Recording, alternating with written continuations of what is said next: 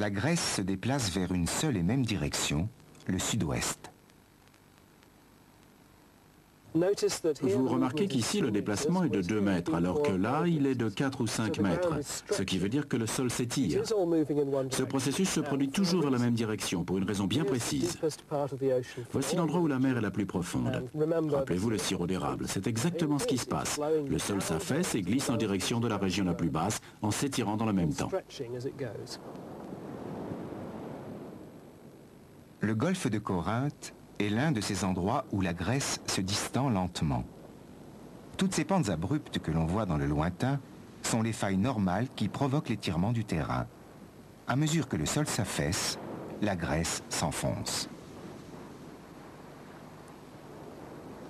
Aussi incroyable que cela puisse paraître, dans quelques millions d'années, ce superbe pays aura disparu, submergé par les eaux.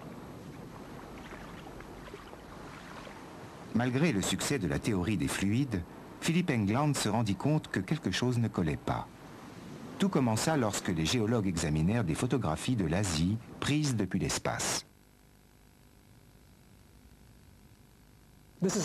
Cette photo a été prise depuis la navette spatiale. On y voit l'Himalaya qui borde le sud du plateau du Tibet et le Tibet proprement dit qui s'étend vers le nord avec sa surface plate.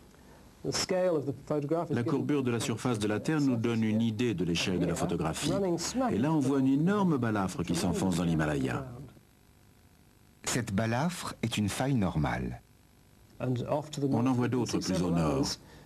Ces lacs aussi se sont formés dans des failles normales. On en trouve un peu partout. Au début, nous pensions que ce n'était pas très important. Pour tout dire, nous avons un peu négligé ce genre d'observation.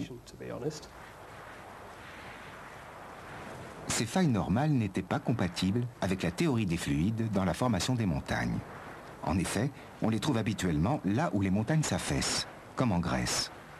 On ne s'attendait pas à retrouver ce cas de figure au Tibet, car il était censé être en phase de croissance. Des choses étranges se passaient dans cette région.